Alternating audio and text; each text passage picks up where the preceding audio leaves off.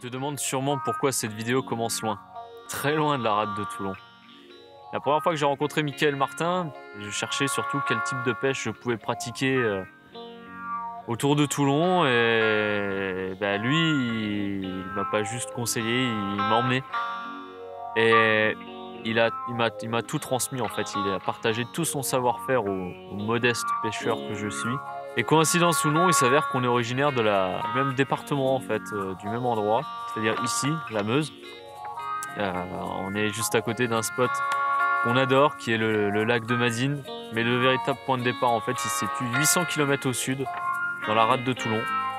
C'est là où on a vécu nos plus belles aventures. Laisse-moi te raconter comment tout ça a commencé.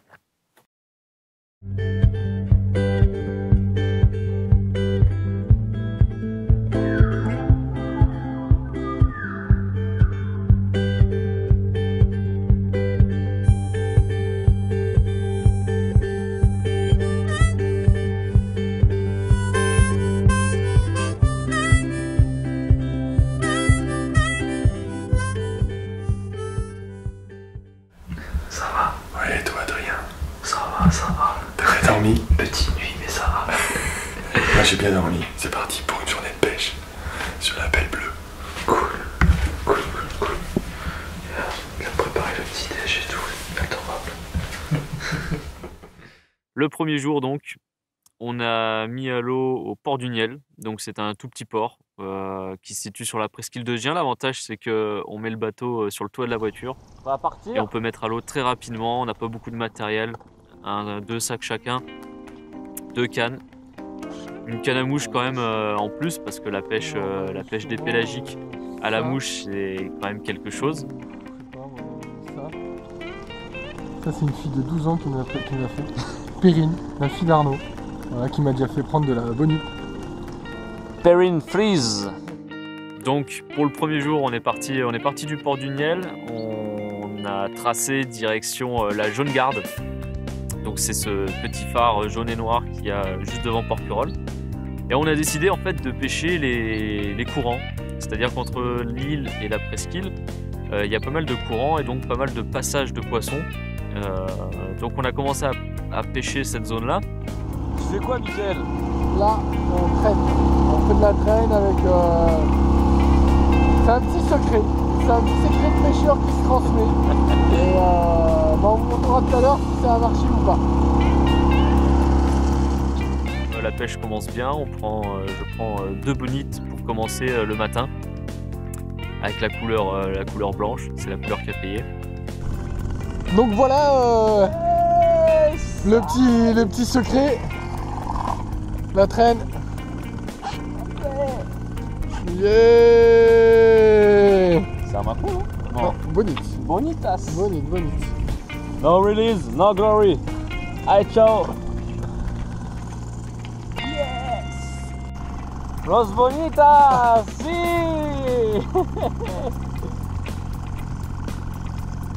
La technique secretas de Mickaël Martin. Elle prend du poisson.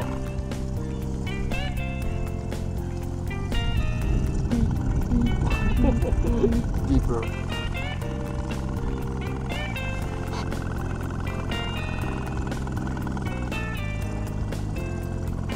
Yes.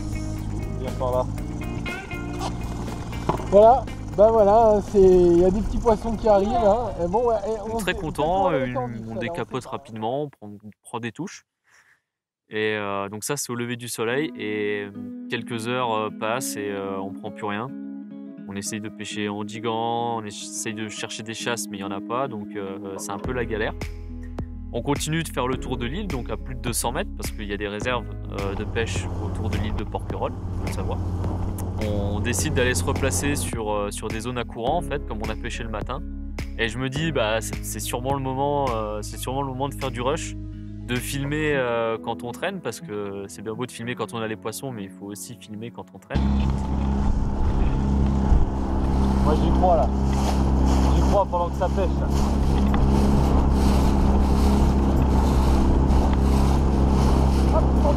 Yes! En direct! c'est pas gros, mais... En direct, je l'avais dit! Et donc Excellent! j'allume la caméra. Et entre le moment où j'allume la caméra et le moment où il y a une touche, il s'écoule 13 secondes. 13 secondes pour avoir une touche en direct, c'est absolument magique. J'y croyais pas. C'était quelque chose de formidable, quoi. De passer plusieurs heures sur l'eau, de rien toucher. Et quand tu allumes la caméra, tu prends un poisson en direct. Le moment, il est magique. Même si c'est pas toi, si c'est ton pote, tu vis le moment autant que lui et tu prends autant de plaisir, même si c'est lui qui l'a attrapé. Sans du poisson bleu.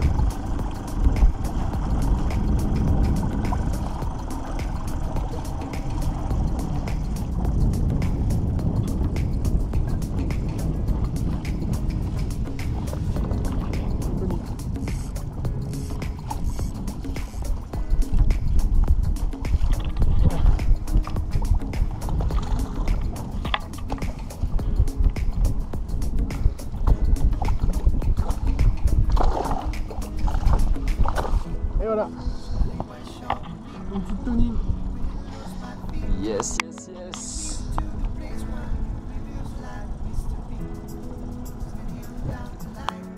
Et il fallait allumer la caméra pour que ça tape. Un truc de fou. Et donc ça a été le moment le plus fort de cette première journée de pêche où Mickaël fait donc une tonine. Alors la tonine, pour la différencier de la bonite, c'est assez simple en fait. Si on regarde sur le flanc du poisson, on remarque qu'il y a 3 points noirs, alors que les bonites à d'oreiller n'en ont pas. Et donc on prend cette tonine, la pêche se continue, on refait un passage où je prends une bonite, encore une fois, donc ça fait 3 poissons pour cette première journée. Voilà Adrien, en action. Yes!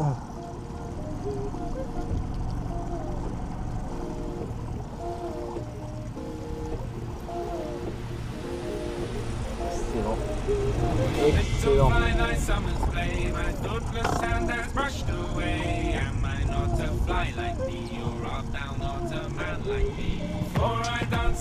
Ah, une bonite.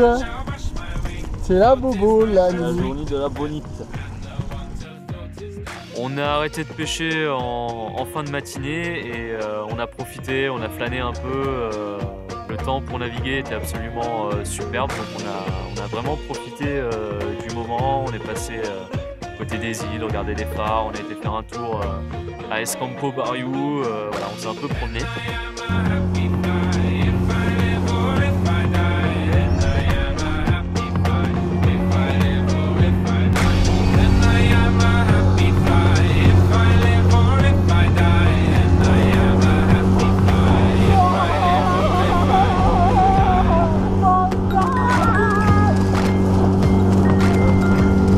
On est rentré donc sur les coups de midi, retour à l'appartement, petite pause et on s'est dit qu'on allait s'économiser en fait pour aller pêcher un peu le soir et tenter un petit coup du soir sur le barracuda. Et ce qui était cool, c'est qu'on a pu emmener Marie aussi, la chérie de Mickaël. Et donc on est partis tous les 3, même tous les 4 avec Maya, la mascotte. Trop bien là. Suite de la journée, Mickaël. Voilà, on est au port de Lavandou. Avec Marie. Marie, viens. Attends, voilà. Voilà Marie, une petite nouvelle. Voilà, je suis en train de préparer sa canne. On va pêcher au leurre. Leurre dur, leurre souple. Pour le barracuda et peut-être un peu de sèche ou de calamar. On va voir, on va varier les plaisirs. Let's go. Let's go. Parce que la pêche, c'est ça aussi. C'est certes, bien sûr, des poissons, souvent, de temps en temps.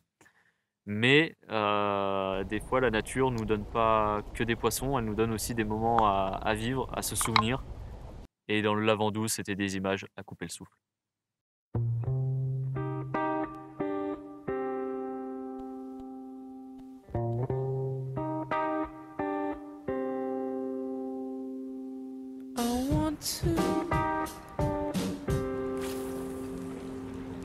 I want to be someone else, so I'll explode.